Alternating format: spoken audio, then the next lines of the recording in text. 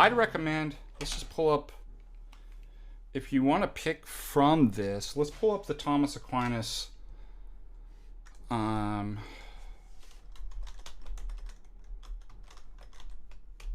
curriculum. And you can get a list, and you could just, so it's broken into the different disciplines, and you could pick. And I think they do put it together in the proper kind of order too, so I would follow this curriculum. St. John's will have a similar. The only difference is St. John's is secular. Of course,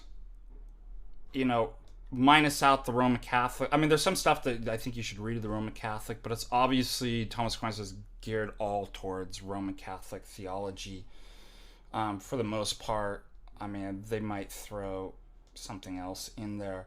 But what I would say is minus a lot of the Roman Catholic theology, you have for Orthodox, and you have... Okay, ready? You have I would encourage this list. Well, let's just go through this. This is interesting. I think this would be a great education foundation for you guys, and you don't have to do it all. Great. Start with the Holy Bible. That's a great, I think, introduction to... That's the foundation, right? It's on our altar. Philosophy. Do Plato. It gives some dialogues here of Plato. Porphyry is important for the development of logic, and there's the Isagoge. It's a small little pamphlet. Start with Aristotle. These are the logical works here. So you see that there's this is kind of a foundation in logic.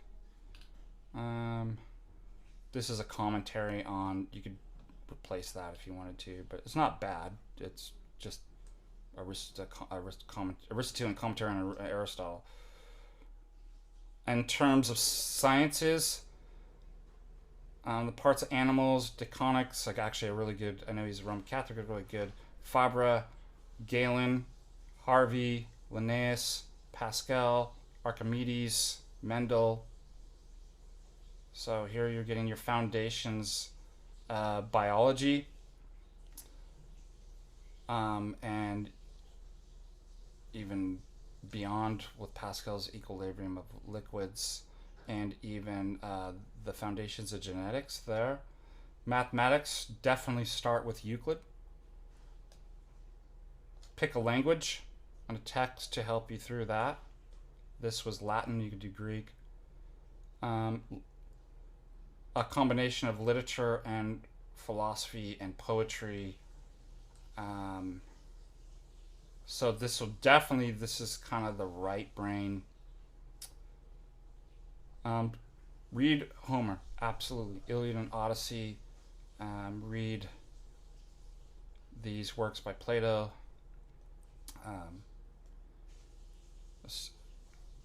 Read definitely some of this.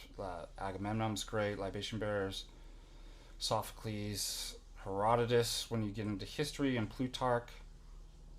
Read about the structure of how does rhetoric and poetry work as far as structure. You can get that Aristotle, Euripides. Thucydides is another history. Aristophanes is comedy and I think it's important. Read St. Augustine, absolutely. On Christian doctrine, all of these are great. You can minus that out. Read St. Athanasius, absolutely foundational. And they choose to go into St. Anselm. Sorry, no, he's not a saint. I just saw that there. From Anselm of Canterbury and Ganilo. If you want, or replace that with something. Definitely read this as foundational. St. John of Damascus on the exact exposition of the Orthodox faith. Read the pre-Socratic philosophers, absolutely. Read Aristotle's Physics and De Anima on generation and corruption. Now in the sciences, Lavoisier, Avogadro, Dalton. So you're going to need to know the foundations of atomic theory. Gay-Lussac, accommodation gases. Definitely read Pascal. Um, Mendeleev, I would definitely recommend him.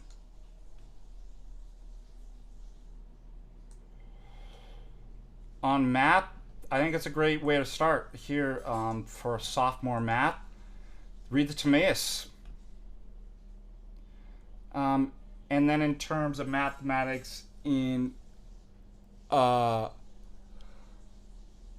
astronomy, you want to do Ptolemy, Copernicus. So this is going through the history, right? First the geocentric Ptolemy, then into Copernicus, and Kepler, and then mathematics,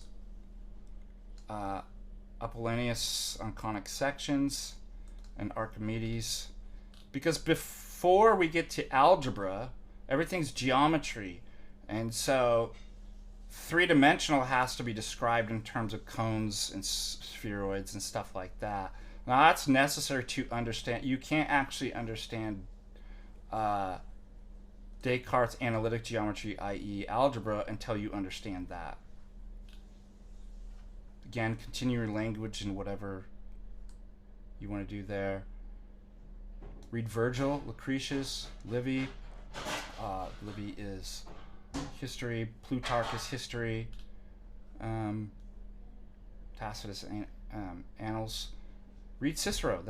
Cicero's great. Read Epictetus. So now you're getting into the Stoics. They throw in St. Augustine some more. St. Augustine is really important to learn. There's some great stuff in there. I really enjoyed Boethius. Of course, Dante, Chaucer, Spencer's Faerie Queene. You can minus this out and put something in. I do think it is important, though. I would include, if you're Orthodox, you should understand Aquinas and read the Summa Theologiae. Right? You need to understand the Roman Catholic system. If you're going further in your education in terms of theology. Read Aristotle's Nicomachean Ethics and Politics. And if you advance to a third year in your education on sciences, read Descartes' Principles of Philosophy. Definitely Galileo. This is really important. I learned so much from both Galileo and Newton. Okay, now we're getting into algebra. Viet and Descartes are the fathers of algebra, so you can read Descartes' analytic geometry there. Viet as well. So we're moving from just talking about spheres and stuff, and we're moving to a more abstract level in which we can represent. I don't have to cut a cone to get a parabola. Now I can represent that with more abstract kind of numbers. So this develops here. And accompanies Archimedes' quadrature of the parabola, right? Because that's going to show how this stuff's possible. This Bolzano is number theory.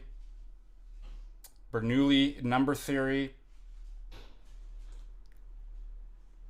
Our junior year, we did music theory. So you could learn a little bit about music theory and pick something. And notice they'll throw in all this kind of theory, like on tonality, Kalkovich on the measurement of tones and stuff like that, and different books on music theory. We study you actually have to write a sonata based on Mozart's sonatas. You're given a philosophy too, Boethius on music, so notice how this stuff is really left brain. It's mathematics. So what do? You make the left brain subservient to the right brain. You understand that within the context of what is the philosophy of music theory and music itself. So it's good that they do that. One of my favorite books by Cervantes, Don Quixote. Machiavelli, Definitely read Machiavelli. Definitely read Shakespeare. This was a new edition, so they even put the Protestant in there. And then Cogitant's response to, you don't have to do that, but you get the general idea. You're putting kind of more later kind of, I would say replace that maybe with certain councils and works, St. Palamas and different stuff like that. But you see the kind of graduated education. So notice there's an order to this, and young Orthodox people, converts, never follow. What do they jump into? Right into Palamas, essence energies, some really difficult stuff, issues in the Council of Jassy, Council of Jerusalem. It's like you're not going the proper order. I gave you kind of a proper order. We started with read the Bible, read the lives of saints, read St. Athanasius on the Incarnation, read St. John of Damascus. Do you see the order? Then start going into, and it needs to be coupled, notice, with the proper philosophical order of your study too. Because guess what? Once you get into kind of the Palamite synods, the Cappadocians and stuff like that, they're going to be using philosophical terms that you're going to need to know from reading those prior things that I had illustrated in terms of Aristotle and Plato. And read Bacon's New Organon. So here's modernity. Modernity, Luther, Bacon, Descartes. A kind of response and reaction to the rationalism of modernity. Pascal's Pensees, great. One of the closest Western philosophers to orthodoxy, this gentleman right here. Read Hobbes' Leviathan, Spinoza, Milton's Paradise Laws. Read Le Cid, Phaedra. Definitely read Locke, absolutely. Berkeley, Hume, Jonathan Swift. Here's some history. Gibbons, I think you should read that. Definitely read Leibniz, Discourse on Metaphysics, Rousseau, obviously, and Immanuel Kant. So notice what people do. They jump right into Immanuel Kant. You're not going to be able to understand this stuff unless you, not fully. Again, it's holistic and it's ordered. The modern education is just the opposite. Pick and choose what you want and jump right in the middle of the Enlightenment. And I think this is cool too. I think that's important. Read the Articles of Confederation, Declaration of Independence, the Constitution, and the Lincoln-Douglas debates.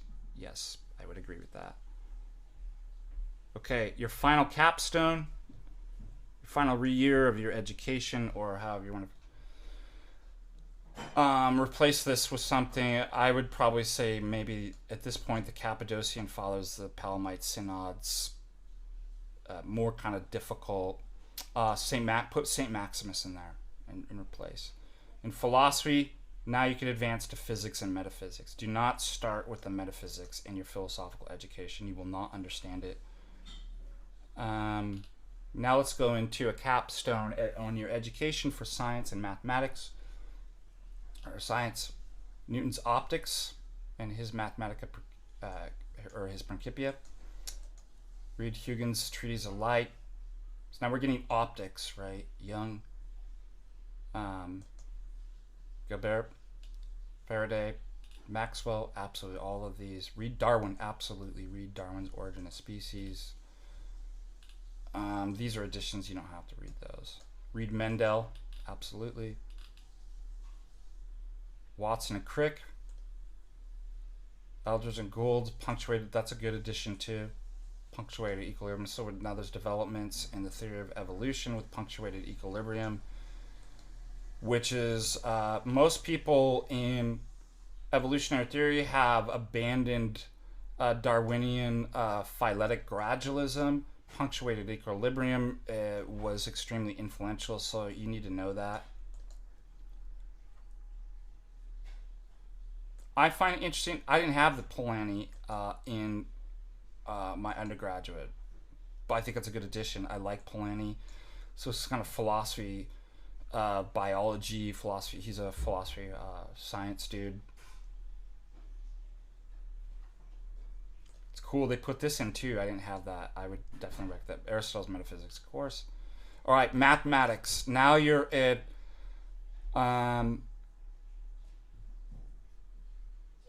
in junior year and senior year, you're both taking calculus as well. So at that, you see what, and the addition in senior year, your final capstone education in mathematics. Not only are you doing calculus, so you're at like calculus 2 now. You're doing number theory. So Deacon, I have that right here. Actually, I was looking that up. Lobachevsky. Now it's interesting they put this under mathematics, but this could be science as well. Relativity, read that. And then as far as seminar literature and various stuff, Tolstoy, Adam Smith's Wealth of Nations, great book. Kant's Critique of Pure Reason, the Groundwork of yes, read those, absolutely. Goethe, Faust, Hegel, yep, read Hegel. This is important too. You need to read that. Feuerbach, Jane Austen's Emma, Tocqueville, Alexis de Tocqueville, read that. I think that's important. Mark Twain. You should read Karl Marx. Now at this point you can understand it because now you've gone through modernity and the Enlightenment. You've already read Hegel, and you should read these. Das Kapital, Communist Manifesto, Economic and Philosophical Manuscripts by and German Ideology. Read Engels too. Ibsen's Dollhouse, yes. Read Brothers K, absolutely. Read Nietzsche, Kierkegaard, My Antonia, Faber. This is good. This is important to understand. This was just brought up in the X Space yesterday. I think it's important for you to read John Henry Newman, his essay on development of Christian doctrine. It'll show the differences between Roman Catholicism and Orthodoxy. Put in some poets here. Eliot, Joyce. Read Freud. Read Jung. Read Heidegger. Notice they don't throw you into Sein und Zeit, being in time. So maybe you want to introduce with the introduction of metaphysics or Heidegger's essay on technology is good. I would introduce this and then go into being in time. I'd also add Husserl in that. Faulkner. Replace all these encyclical letters here with certain councils. Start reading up on that. All right, that would be, you want to know your education, like an ideal kind of formation of education, take that. Now of course you're not going to have the time that I was basically in a no TV, I was almost in a monastic setting where all you did is read that. So what you could do, you could spread that out a further time, and then also you don't have to do all of that. You can kind of pull pieces out and make I should write something up specifically, and I have been working because we're working on developing this Orthodox college with some of the professors. I should put together kind of a curriculum A, B, given on times and stuff, just kind of like what we went over today. Like, how do I approach my intellectual development in terms of education? That's exactly how you do it.